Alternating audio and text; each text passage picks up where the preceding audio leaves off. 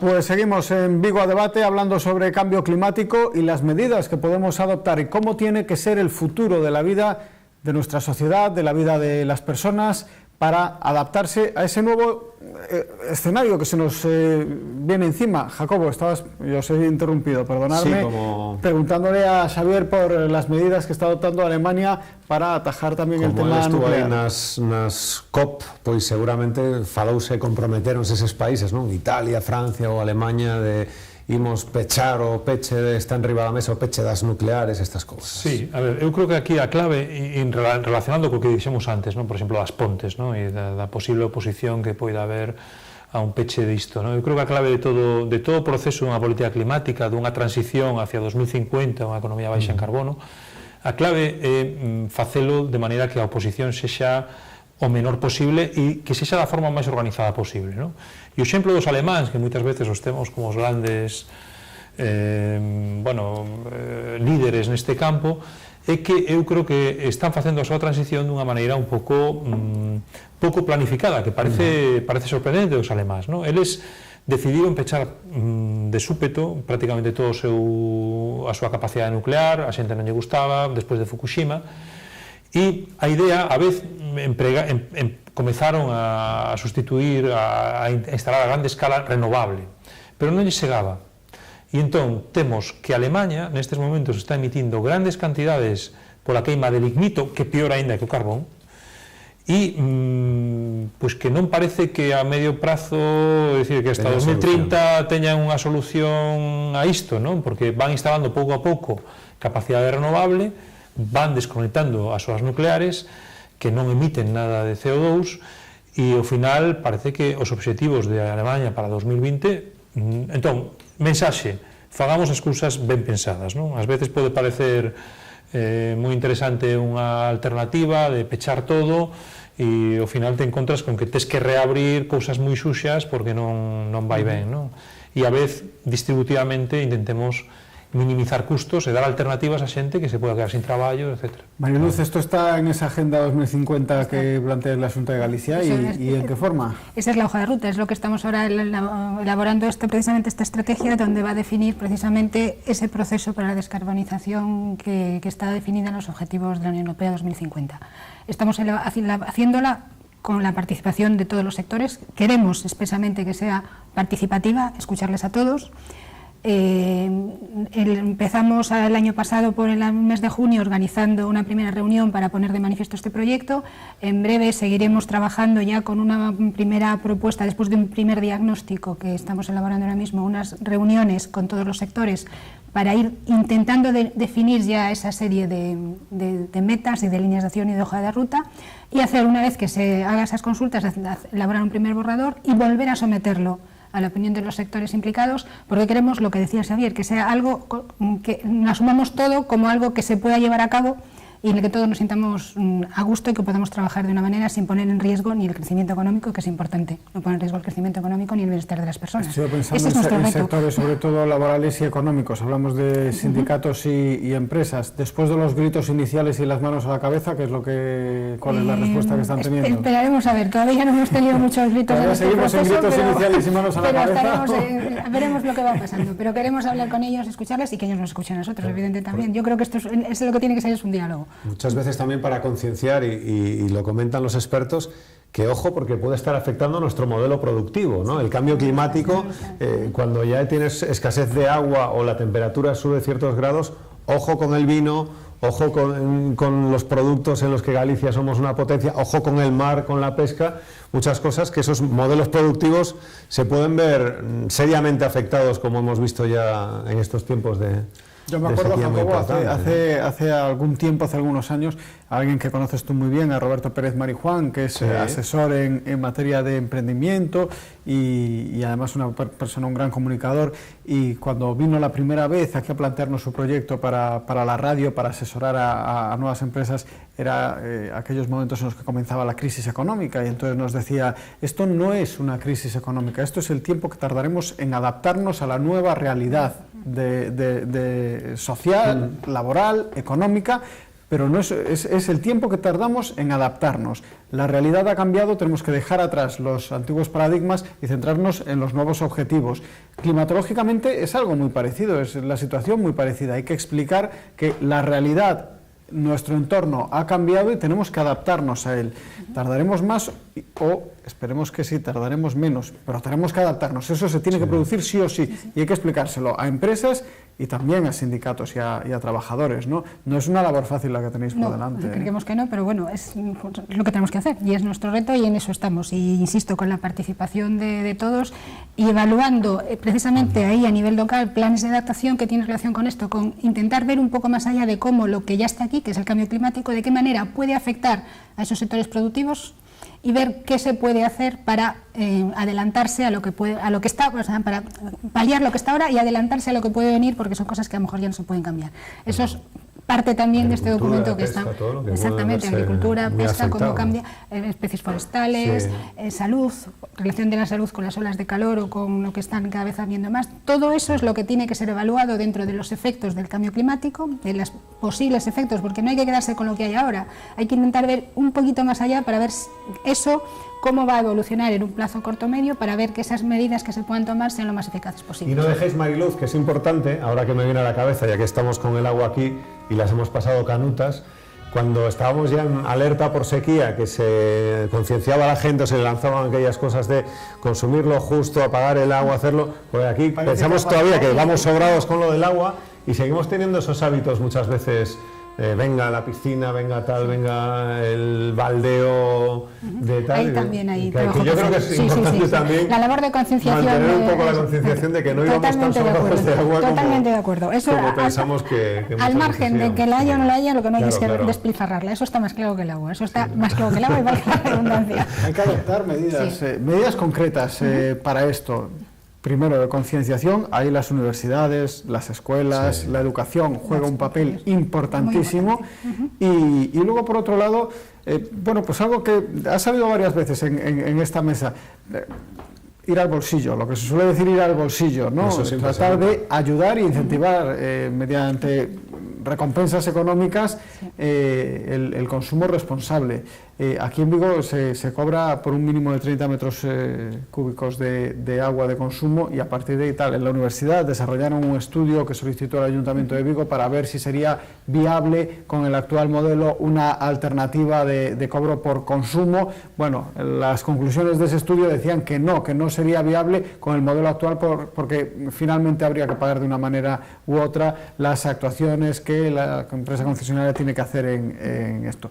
Pero realmente estamos ante una contradicción administrativa, vamos a llamarla así, ¿no? Intentamos bonificar, pero por otro lado, da igual, tú hasta 30 metros cúbicos consume lo que te dé la gana porque te los vamos a cobrar sí o sí. Yo reconozco que no conozco ese estudio y no sé por qué hablaban de que no podía ser viable, porque el problema que era que la gente podía consumir menos y no consumir... Se podía consumir menos y por lo tanto pagar menos, pero la empresa concesionaria tiene una serie de compromisos reales a la hora de mantenimiento de la red, de inversiones en la red y todo esto. Que no se cubrirían con ese otro sistema. Esa era una de las conclusiones. Eso implicaría subir la unidad de agua... Exactamente, lo cual al final pues, supondría que lo mismo, pero estamos ante una contradicción administrativa, ¿no? en ese sentido. Dicho de otra manera, peleas entre departamentos, ¿no? El Departamento de Medio Ambiente y el Departamento de Hacienda, supongo. Sí, bueno, en todo caso, é verdade que estes cambios o que fan é que alguén pague máis e alguén mellor paga menos en termos relativos, pero o que podemos facer sempre é compensar aqueles que nos preocupan máis, non? Imaginémonos que sube a auga ou que sube a electricidade por causa das políticas que aplicamos, pois podemos dedicar unha parte dos recursos públicos a compensar. Pois, por exemplo, se temos ese imposto ou se temos un mercado que nos dá unha serie de recursos ao sector público, utilizar esto para a transición. Eu creo que é moi relevante. A min cada día me interesa máis esta parte de facilitar o cambio, ¿no? Facilitar o cambio coa industria, facilitar o cambio cos traballadores, cos cidadáns, e isto podes facelo non solamente dando eses incentivos económicos do que dicíamos antes, indo ao bolsillo, sino tamén, dicíndolle, vamos a facelo dunha maneira o máis xusta posible, ¿no? Vamos a evitar que a xente que ten menos acabe pois non podendo calefactar as súas casas, ou non podendo ter coches, ou vamos a facelo dunha maneira xusta, equitativa. Pero como sempre comentas, Xavier, dende a política municipal tamén se pode facer, non? Eu lembro, no ano 2000, en Roma, era gratuito, e segue sendo gratuito, transporte público o día dos partidos, tanto da Roma como da Lazio, non? E incentivar que a xente non colle o seu coche para ir ao Estadio Olímpico para ver. Eso hai 18 anos xa, non? E aquí aínda temos eso de non, que quero ir ao partido, quero ir ao Corte Inglés co coche, quero tal, e despois políticas tamén que o mellor, dende as administracións, pois os electrodomésticos A+++, non? Consumen menos electricidade, gastan menos auga, etcétera, que son tamén, cada vez hai máis concienciación, afortunadamente a xente mira esas cousas, non? Para esos electrodomésticos que consumen menos, esas cousas que tamén, ¿no? Ya que ha salido el tema del consumo individual y lo que podemos hacer desde nuestras casas, quería poner encima de la mesa también, antes lo toqué un poco de pasada, el tema de la retirada del impuesto al sol, que ha aprobado recientemente el Parlamento Europeo. Todavía tiene que aprobarse definitivamente, tiene una serie de pasos que superar, pero bueno, todo apunta a que va a ser una realidad. Yo creo que es una muy buena noticia, porque era algo que no tenía demasiado sentido. Sí, a nivel económico, del trato con las empresas energéticas, pero yo creo que era algo obligatorio si queremos fomentar el consumo energético responsable también, ¿no? y reducir sobre todo las emisiones. Xavier. Bueno, a ver, é un tema complicado, complexo, non? Tan simple como, bueno, se creou un imposto sol e para fastidiar as renovables, co lobby. Eu creo que é bastante máis complexo que isto, non? O que en parte está detrás desa medida tamén era tentar protexer o sistema eléctrico tal e como temos de posibles consumidores polizón, por así decirlo, non? Imagínate que ti pues tes un chalet, digamos que as túas placas solares e de repente pois digamos que apenas pagas nada do sistema eléctrico, pero estás conectado a él, non? Entón o que pretendía este imposto sol, por así decirlo, era, bueno, os costes fixos do sistema hai que pagalos igual. O mellor estaba mal explicado, o mellor non era correcto, estaba mal diseñado. Eu non vou entrar, non son un experto niso, non? Pero eu creo que, a ver, aquí a clave é que se ti estás dentro dun sistema eléctrico, porque pode ser moi negativo desde un punto de vista distributivo, porque imaginémonos que eu son unha persoa con poucos recursos, que estou nun piso, non teño ninguna maneira de instalarme unha placa solar, e de repente pois estou pagando todos os custos do sistema porque hai unha persoa que non paga, porque basicamente ten pois todos os paneles por aí, e cando necesita a luz sí que está conectado e pode tirar dela, non? Entón, bueno, esto desde luego se debe mejorar. Me da la impresión de que esa es más bien una foto fija. Nosotros lo que tenemos que ver, y ya que hacéis el planteamiento de medio plazo, tenemos que ver que esto tenga que derivar finalmente en un autoabastecimiento energético de las viviendas, que yo creo que es un escenario deseable. La red energética, sí, efectivamente tiene unos costes y hay que mantenerlos. Yo creo que todos los que estamos conectados a la red pagamos una tarifa por ese mantenimiento. Pero si yo quiero reducir los costes variables, que son en realidad los derivados del consumo, debo de poder hacerlo libremente. Sí, a ver, y yo si estoy conectado a la red eléctrica, y ahora, perdona, porque si estoy conectado a la red eléctrica y sin embargo me gusta tener las luces apagadas todo el día, no veo el televisor y no sé qué tal y cual, tampoco consumo, ¿no? Sí, bueno, é un pouco unha paradoxa tamén o tema pero bueno, estás conectado, ¿no? E te podes adaptar á potencia ou consumo real que pues si de la misma manera me apetece poner un par de placas en mi chalet, por cierto, al lado de la playa y donde vivo si en mi casa me apetece poner unas placas fotovoltaicas y autogestionar el consumo y mis recursos, bueno, pues por favor que pueda hacerlo. Sí, desde logo, vamos a ver, eu son favorable ao uso de renovables de forma descentralizada. Temos que ter tamén cuidado porque o volume de cambio vai ser tal que o mellor o que temos que ver é canto nos costa poñer, imaginémonos, en todas as casas, chalés, edificios e demais, este tipo de placas, de instalacións, para reducir emisións, e canto nos costaría, pois, por exemplo, con instalacións máis centralizadas, non? Tipo os hortos solares que vemos cando vamos para Madrid, ou tipo xa instalacións máis grandes. Bueno, eu creo que a clave aquí é facer un cálculo bon, económico, non? Porque moitas veces, claro, mellor unha casa está orientada dunha determinada maneira e non aproveitas, tú non podes diseñar a túa casa moitas veces ex novo porque xa está posta e instalas a solamente onde podas, non? Entón, eu creo que aproveitemos ao máximo a descentralización na medida do posible da enerxía, pero non tentemos tampouco facer todo descentralizado, porque o mellor é máis caro. O mellor é moito máis caro, non digo para ti ou para mí, sino socialmente, non? É máis caro conseguir. Eu creo que hai que buscar, aquí pode ser moi clave, fundamental, o tema das baterías. É dicir, o mellor, se almacenamento que non está nada claro, que sexa moito máis caro, ao revés, pode ser máis barato a nivel familiar, a nivel residencial, nun chalé, nun piso, que a nivel global, o mellor se pode cambiar radicalmente a cousa e podemos combinar sistemas de almacenamiento local con placas ou ben a nivel local ou ben máis centralizadas, ¿no? Eu creo que hai que estudiarlo, simplemente... Mariluz, cuéntanos.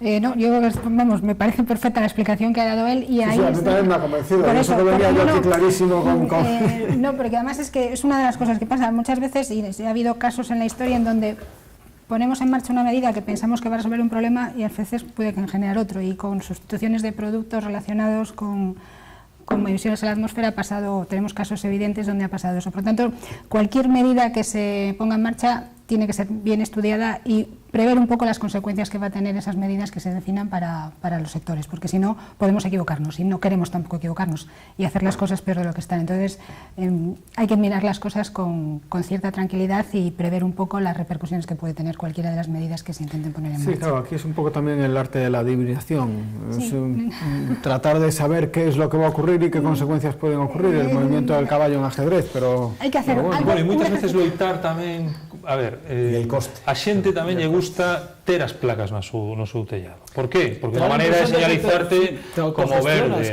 É unha sensación de que te autoxestionas, efectivamente, non? Como a xente ás veces lle gusta ter o horto na súa casa, en vez de comprar, pois seguramente un produto bastante máis barato e incluso mellor de mellor calidad, non? Bueno, hai que ter en conta isto e hai que permitilo, oye, pois cada un fai cos seus recursos o que lle parece e está ben, non? E o mellor eu vou tamén co coche eléctrico, pois porque, non sei, me apetece dar ese sinal, etc. Non?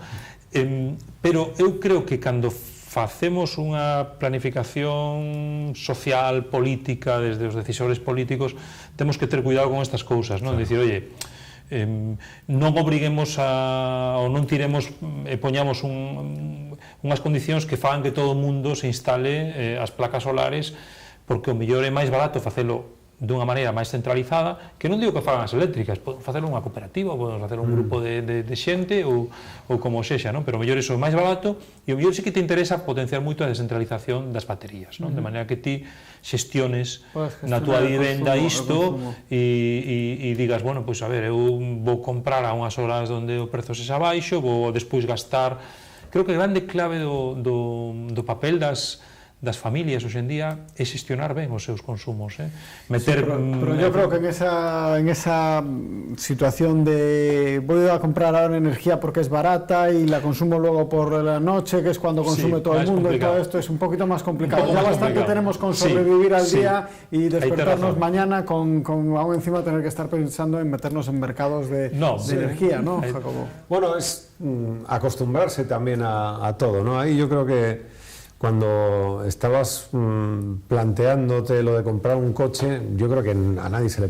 Bueno, lo del híbrido, esto, que en España se sigue, porque este verano me tocó ir por concesionarios buscando así coches, y lo del híbrido en España te lo venden como si fuese la última novedad del mercado mundial. Es como, ¿y tienes coche de enchufar? No, bueno, eso todavía no, pero acabamos de... Y te venden un modelo híbrido como si fuese... Cuando ya estás en Europa, eso, en restricciones al gasóleo, restricciones tal, impuestos municipales, impuestos para cambiar de zona 1 a zona 2 en Londres, pagando un impuesto municipal a mayores de lo que es el impuesto de rodaje, y aquí nos falta muy... Yo creo que al final nos acabaremos adaptando a todo eso, nos acabaremos adaptando a que nos cobren si tenemos un coche de 20 años de gasóleo por entrar en una ciudad, nos acostumbraremos a tener nuestra electrolinera en casa o saber que si tengo que ir a Coruña y tengo 200 de autonomía, pues tendré que dejar el coche en una electrolinera en tal sitio para después regresar. Yo creo que al final será también coger el hábito y sobre todo cuando nos toca en el bolsillo, que yo creo que es cuando nos daremos cuenta. Si uno tiene placas solares y recibía las subvenciones de antes, pues será mucho más factible pensar en poner las placas solares. Si eso se acaba lo de las subvenciones, ostras, es que la placa solar encima de la casa o del tejado me va a costar 5 veces más de lo que le costó a mi vecino. Entonces ahí ya nos vamos conteniendo un pouco máis. Eu creo que a clave a nivel residencial, aí tiñas razón, non? É evitar facerlle a vida moi difícil a xente, non? Ti non podes pretender que chegar a casa ás 8 da tarde, non? E poñerte a xestionar todo, non? O mercado de eu creo que non é viable nin desexable, non? Pero si lanzas medidas máis simples, non? De decir, bueno, pois mira, a partir das 10 vai ser máis barato. Entón, xa sabes que a partir das 10 é máis barato, non tens que facer cálculos, pois pos unha lavadora, un lavaplatos, ou pos a calefacción máis acumulación, ese tipo de cousas poden axudar, non? E creo que por aí é onde deben ir os tiros a nivel, e despois facilitar que a xente poida instalar mecanismos, non? Que teña capacidade pois de acceso a capital e que este informada de mecanismos que lle permiten aforrar e que automáticamente o fan, pois unha caldera de condensación, aislamento, non? Sí. Eu creo que esas cousas son relativamente fáciles, non? Nos quedan 5 minutos para terminar, pero me gustaría saber si sois, con todo esto que hemos planteado aquí encima de la mesa y con este escenario que tenemos por delante, si sois optimistas de cara a que en ese plazo de, no sé si 2050, yo pienso estar aquí para verlo, desde luego, pero no sé si eso es 2050, pero un medio plazo que se cumplan algunos de estos objetivos. ¿Sois optimistas? ¿Creéis que la gente empieza a estar implicada, concienciada de la necesidad de hacer un cambio en su día a día, ser responsables de que el granito que cada uno pueda aportar al medio ambiente puede suponer un mucho, muy grande y muy influyente? ¿Sabes? A ver, eu creo que aquí hai si vamos, imaginémonos que vamos a unha sociedade descarbonizada en 2050, vale? Ese é o noso obxectivo a nivel europeo e quizáis o primeiro que temos que pensar é isto é viable en Europa? Seguramente sí, non? É viable a nivel global? Eu non o teño tan claro, non? E o problema é que se non é moi viable a nivel global, isto pode ter efectos negativos para Europa e facelo menos viable tamén aquí e incluso que fagamos moito esforzo un pouco para nada, non? Claro. Imaginémonos que é factible a nivel que somos capaces de aplicar un acordo de París máis ou menos aproximado, non? De maneira que en Europa, en Estados Unidos, Xapón reducimos moito de cara a 2050 e que deixamos ao resto do mundo pois emitir algo. Podemos facelo nós? Eu creo que sí. De novo, o que máis me preocupa aquí non é tanto que nós a nivel do noso granito de area, que o vamos facer, non? Si temos os incentivos. A mí o que máis me preocupa é como somos capaces de mobilizar todo ese capital a grande escala que necesitamos para iso. E iso se nos vai da man dos mortais, por así decirlo, non? Son pois grandes corporacións, son banca, fondos de investimento que teñen que ser responsables de mobilizar capital pois, para facer que teñamos as renovables a tempo a grande escala, para facer que teñamos moito almacenamento, para facer que a industria se transforme, para facer que, por exemplo, os camións podan ser eléctricos ou teñamos transporte por tren pois, para levar as mercadorías, non? Eu creo que esa vai ser a clave, e aí, pois, bueno, non sei, vai depender de dúas cousas. Unha, que os políticos acerten, dúas, que o capitalismo responda, por así decirlo, o capital responda, e tres, da evolución das tecnoloxías. Quizáis o último é máis fácil, fíxate. Sí. Pero eu, en conxunto... é a máis complicada, Eu en conxunto son optimista.